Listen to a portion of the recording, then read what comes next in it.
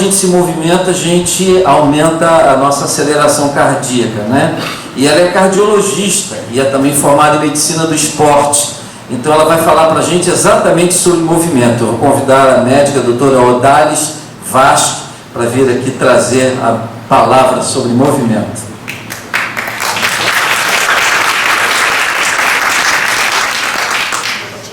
Desculpem, irmãos, eu estou com a garganta ruim, mas mesmo assim vamos falar, tá? Então, assim, eu estou muito feliz de estar aqui com vocês. Eu vou compartilhar tudo que eu aprendi nesse tempo. Eu sou estrangeira, sou da Bolívia. Eu vim aqui no ano 2000, fiz faculdade de medicina na Universidade Federal do Estado do Rio de Janeiro. Fiz cardiologia no Instituto Nacional de Cardiologia, fiz ecocardiografia no Instituto Nacional de Cardiologia. Fiz medicina esportiva na Universidade Veiga de Almeida e atualmente estou fazendo medicina do trabalho na Unini. Então, eu vou compartilhar com vocês um pouquinho que eu aprendi, de coração aberto, porque eu acho que vai ser útil na vida de vocês. Prestem muita atenção, eu vou ter que falar rápido, porque são muitas coisas, mas vamos começar. Qual o objetivo de a gente ter uma vida saudável? Como você acorda? Como você come? O que você decide? O que você come? Deixa na infância, come saudável, come massa. No trabalho, você come um sanduíche ou você vai comer uma fruta? Você vai jogar um videogame, vida sedentária ou vai fazer atividade física? Essas decisões todas que vocês tomam hoje, eles têm consequência. Tudo isso vai se refletir amanhã. Que sapato você vai calçar? Uma pantufla no hospital ou você vai botar um tênis para sair para a vida? Que roda você vai usar? Uma cadeira de roda ou você vai andar de bicicleta? Que escala você vai subir? Com ajuda você vai descobrir o mundo? Você vai usar um monte de remédio e vai sair para pescar com os netos? Que suquinho você vai beber? Um desconhecido no hospital? Ou você vai beber um suquinho com a tua família, com os teus netos, teus bisnetos? Como que você vai viver? Você vai arrumar sua gravata para ir para o trabalho? Ou você vai arrumar seu oxigênio para ficar mais uma noite no hospital? Você vai ver as horas de encontrar com a família ou simplesmente vai ver relembrar o seu nome? Lembrem-se, o que vocês fazem, não só as decisões que vocês tomam, não só são para você, é a tua família. As pessoas que te amam, que estão do teu lado, são os que mais sofrem com você. Então você vai ter uma esposa feliz ou você vai ter uma esposa triste do teu lado, sofrendo contigo. Então as decisões que vocês tomam hoje não é só para vocês, é para a sua descendência, para as pessoas que estão perto de você. Então vocês têm que construir. Nós somos o início. Muita coisa vai ser clara na frente. Começando com a atividade física, nós temos o primeiro tipo de atividade física que se chama atividade aeróbica. Atividade aeróbica é isso. É uma dança, é uma luta, é você fazer um step, é correr, caminhar, pular uma corda. Tudo isso é muito importante. E principalmente quando é praticado por 45 minutos. O tempo é interessante, esse vai ser o nosso alvo, eu vou explicando aos poucos por que isso é importante. A intensidade do aeróbico tem que ser moderado. Não pode ser extenuante ao ponto de não conseguir falar durante o exercício, de acabar a atividade exausta, mas também não pode ser leve ao ponto de ser um passeio e não sentir nada, tem que ser moderado. E eu vou explicando os motivos. Então, o aeróbico tem vários benefícios. O primeiro grande benefício é a imunidade. A imunidade é a nossa barreira, nosso escudo contra doenças, infecções, câncer. Câncer é isso mesmo, câncer. Você consegue prevenir o câncer, melhorando a imunidade. Como?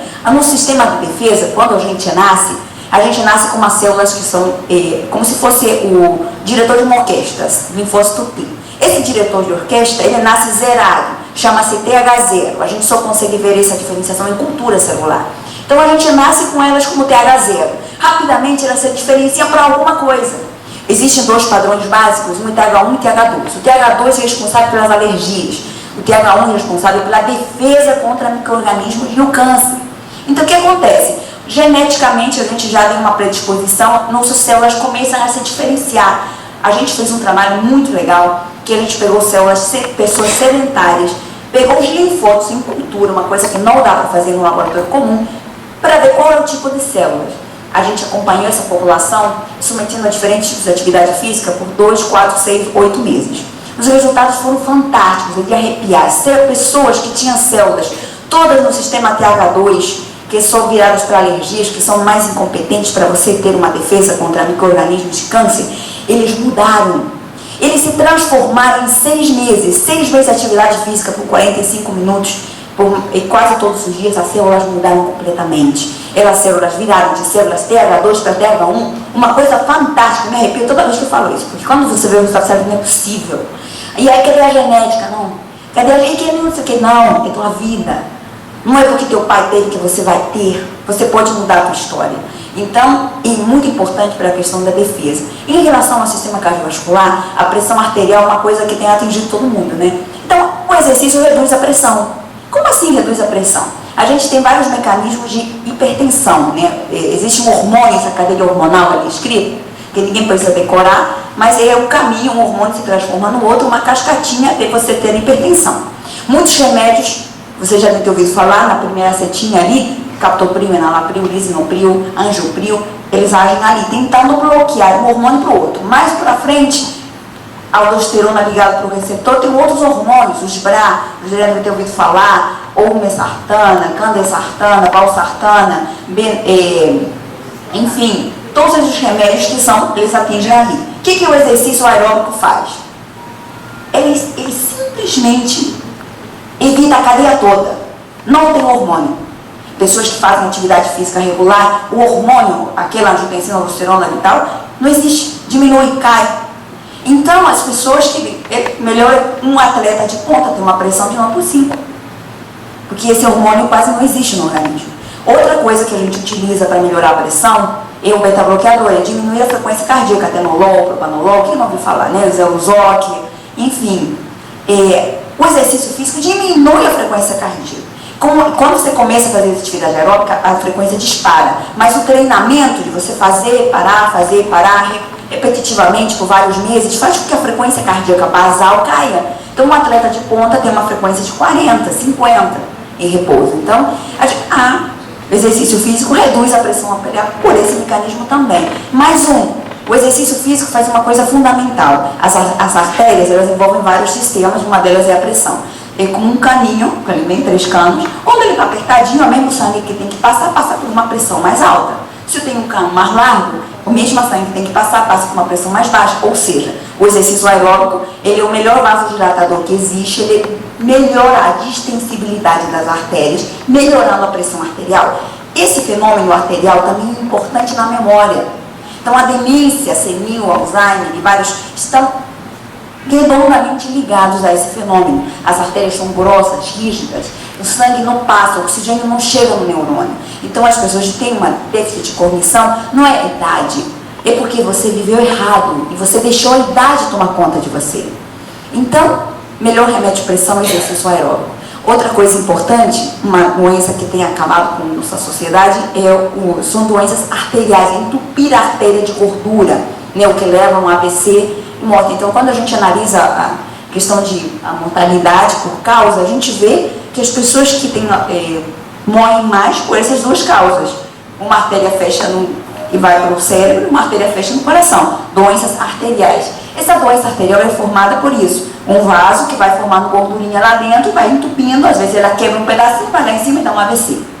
Aí ele fecha e dá um infarto. Então, é a principal causa de morte isso, e isso se forma por quê? Existem 2 tipos de colesterol, que eu ia falar, HDL e LDL. Eles têm que estar em equilíbrio. Eu sempre falei isso e quando eu vi a imagem eu adorei. O LDL é como se fosse o gari da rua, o HDL, desculpa. O HDL é o gari, ele limpa as ruas são nossas artérias. O LDL são as pessoas que sujam a rua. Então, você tem que estar em equilíbrio. Agora, muitas pessoas fazem festa de carnaval na rua com um gari de férias. O que vai acontecer com as artérias? Vão entupir. Dali vem um AVC e um infarto. Então, que o exercício físico faz?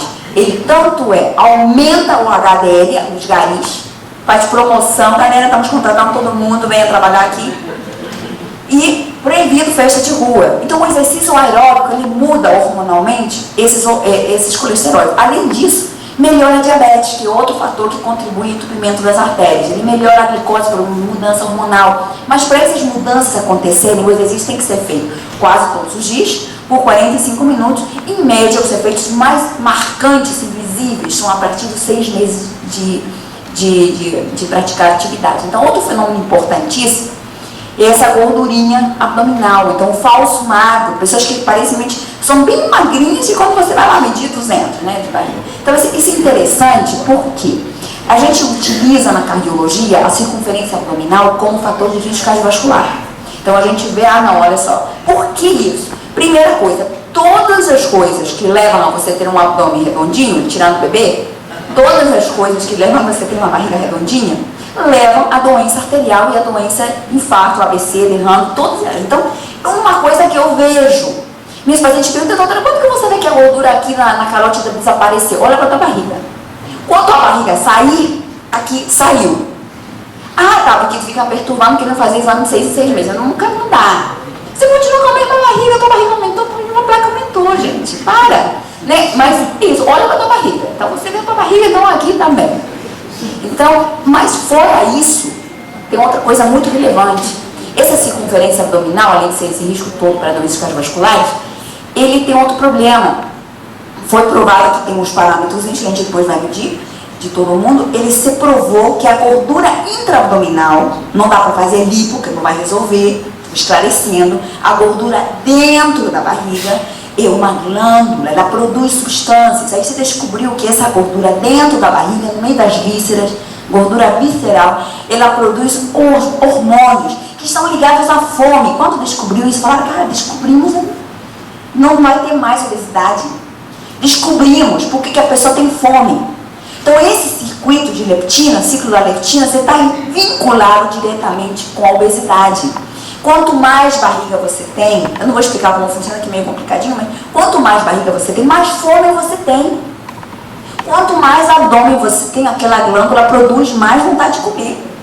E ao mesmo tempo vem um consolo. Quando você começa a mudar, quanto mais ela vai diminuindo, menos fome você tem. Depois esquece de comer. Sabe aquela pessoa magra que fala assim, eu esqueci de comer hoje? Por que você não teve fome, não? Então você vê como que é esse negócio de comer. A gente pode ficar sem comer até 50 dias. Não estou falando para ninguém fazer isso, tá? Só estou comentando que é possível. Ninguém morre se não comer 50 dias. Então, o exercício aeróbico diminui a gordura abdominal. Outra coisa importante em relação à questão da tensão pré-menstrual. Então, o exercício aeróbico, por várias mudanças hormonais, por isso que ele tem que ser feito quase todos os dias, ele faz isso, melhora todos os sintomas da tensão pré-menstrual. Todos, inclusive da menopausa. Então eu falo para os meus pacientes, olha, você está chegando na menopausa, meu Deus, você prepara. Tudo tem que ter estratégia de preparo. Se você conhece teu inimigo, você sabe o que vai acontecer lá na frente, você se prepara e aquilo não te pega de surpresa. Você prepara, você vai estar na menopausa, então, olha minha filha, não é de sedentária, você vai sofrer. Então comece a trabalhar, dá tempo.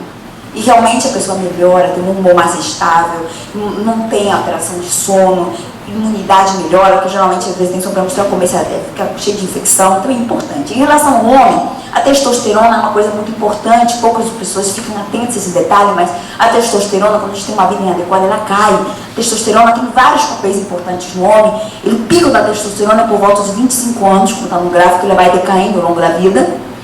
E a gente pode ter pessoas muito jovens, 25, 30 anos, com testosterona baixíssima. E o exercício físico aeróbico e também a musculação, eles aumentam a testosterona no sangue, melhorando a qualidade de vida do homem. Por outro lado, a depressão muito é falada, né? A doença do século, né? Quem não teve, conhece alguém de perto, assim, próximo, deprimido? Todo mundo. Então é isso mesmo, a depressão está tomando conta da gente. O que é uma emoção? O que é alegria? A alegria é a comunicação de dois neurônios. Um se comunica com o outro com uma cartinha. Aí ele se ativa e tem uma emoção. A emoção é uma comunicação neuronal. Na depressão, normal é essa foto ali, e a depressão, cadê as cartinhas? Sumiram. E uma coisa orgânica. A depressão não é falta de fé, nem falta de vontade, é uma vida inadequada. Então a depressão, existe a genética, em tudo existe a genética, mas a gente consegue contornar a nossa genética com certeza e contribuir em muito. Então a gente viu que quando você começa exercício físico aeróbico, após 25 minutos você começa a liberar endorfina cerebral, serotonina cerebral, você começa a liberar esses hormônios. Então não pode, qualquer lance de escada te emagrece. Mas você quer ter melhora hormonal, de pressão e tal, que a gente está conversando, começa com 25. 45 minutos você tem que ter um pico legal de hormônio, por isso que a gente recomenda 45 minutos. Esse pico hormonal, ele dura aproximadamente 24 horas. Então o que acontece aqui? No verdinho escuro, uma pessoa que faz exercício dias alternados, dia sim, dia não. Claro que vai ter os seus benefícios. Esses piquinhos hormonais vão lhe ajudar. Mas quem faz todos os dias? Olha o pico. Tá começando a cair, faz de novo. Tá começando a cair, faz de novo. Tem um estudo que mostrou que após 6 meses de atividade física contínua, o nível de serotonina cerebral aumentou 5 vezes o valor normal. Isso é uma coisa fantástica, nenhum remédio faz isso. 5 vezes. A pessoa faz exercício todos os dias, por 6 meses, 5 vezes maior do que ela tinha no início. Então é uma coisa fantástica, a gente tem que fazer. É muito semelhante, a gente tem o efeito do opioide endógeno. O que é esse opioide endógeno? O sistema de aliviar a dor. Ou seja, do mesmo mecanismo hormonal que a gente acabou de explicar para a questão da depressão, de liberar os hormônios, a gente tem para a dor. Então tem que ser relatado na literatura e aí uma correlação muito acerrada. Pessoas com depressão grave que sentem dor da roupa que encosta na pele. Então assim, você vê que esses hormônios, quando eles estão, as endorfinas estão altas, você não sente dor. Então você tipo assim, caramba, que roupa que eu fiz no meu sapato, não senti nada. É isso mesmo, se o sapato estourou teu dedo, não está sentindo nada. Cadê a dor? E fora isso, tem o fenômeno de sono. O sono, a qualidade de sono está ligado ao mesmo sistema hormonal. Mesma coisa que a questão da depressão. Então essas 3 coisas sempre estão ligadas, porque elas têm a mesma origem. Elas são uma coisa só. Então a depressão, qualidade de sono e sistema analgesia, eles estão ligados com a atividade aeróbica. A gente podia falar tantas coisas, mas eu vou só falar das varizes, porque é uma dúvida que muita gente tem. Eu tenho várias, posso fazer exercício? Claro que pode, deve fazer. Então, na verdade, o que acontece? Nas pernas, as varizes, uma veia está dilatada, cheia de sangue. O músculo se contrai, impulsiona e facilita o retorno venoso. Então, nós temos uma bomba periférica. Quando a gente faz exercício, ela melhora. Isso é ótimo, mas lamentavelmente o exercício aeróbico não cura nem previne. Isso é geneticamente determinado. Todo mundo tenta fazer, você vai ter. Mas o que o exercício vai fazer então? O exercício vai me ajudar a não ter complicação das varizes. Você pode até tê-las, mas você não vai complicar com a mudança de cor da pele, úlceras. Você ter trombose, a veia fica tão larga, o sangue fica tão parado que não levanta mais, que ele se coagula. Então você vai evitar com as atividades físicas isso aí. Então assim, tem uma questão, a musculação pode piorar as varizes, uma briga na literatura, conclusão. Somente piora se você fizer o que eu vou fazer agora. Você respira fundo, prende a respiração e faz força. Se fizer esse movimento, a gente chama de manobra de Valsalva, quando faz musculação pesada, sabe que saterofilia, assim, isso sim piora as varizes. Tá? Tem que deixar bem claro. Todos os outros exercícios não pioram, melhora, evita as consequências, as complicações das varizes. Então existe uma briga, melhora, piora, não. Enfim, eu não vou entrar no detalhe, porque a gente pode outro dia conversar mais por que chegou essa briga, mas a conclusão é essa. Melhora, faça, só evite fazer a manobra de Valsalva. Então, por isso, eu tenho milhões de outros dias a gente pode conversar mais a respeito de por que fazer atividade aeróbica. Tá? O segundo exercício que eu vou recomendar para vocês é exercício de força. Exercício de força, musculação, como vocês quiserem anaeróbica, como vocês quiserem chamar. Para que serve o exercício de força? Pode ser aparelhos das praças, não precisa gastar, não tem que ser rico e tem que ser global. Não. Qualquer que vai numa pracinha faz. Não tem na minha casa, não tem pracinha. Então você entra na internet, pega uma sériezinha e você faz. Então existe maneira de fazer. Exercício de força não precisa ser todo dia. Aliás, é contraindicado. Você faz braço hoje, amanhã faz perna. Não pode fazer todo dia. Não pode fazer todo dia. Exercício de força é recomendado fazer dias alternados. Então a gente recomenda em geral 2 vezes por semana cada grupo muscular, fazendo uma sériezinha, às vezes leva 15 minutinhos. Então 45 minutos aeróbico, mais 15 de musculação, esses são nossos alvos. Para que serve? Uma coisa muito importante nas mulheres, as mulheres têm uma musculatura pequenininha. Esses musculinhos em fita do ombro, a gente a partir dos 30 começa uma degeneração muscular, a gente troca o músculo por gordura, principalmente a mulher. Então o que acontece? O outro de 50 começa a ter dor no ombro. Vai fazer uma ressonância, está com vários ligamentos rompidos, com ruptura de cair, gente. É por falta de músculo. Você vai gerando essas doenças ortopédicas por falta de músculo. Então você tem que fazer a musculação, existe força importante. A mesma coisa acontece com o joelho. Todos os ligamentos do joelho vêm do quadríceps. Não tem músculo, o osso bate um no outro. Você sente dor quando a cartilagem acaba, o osso de cima esfrega um menisco, aí você sente dor. Quando você sente dor, já é grave.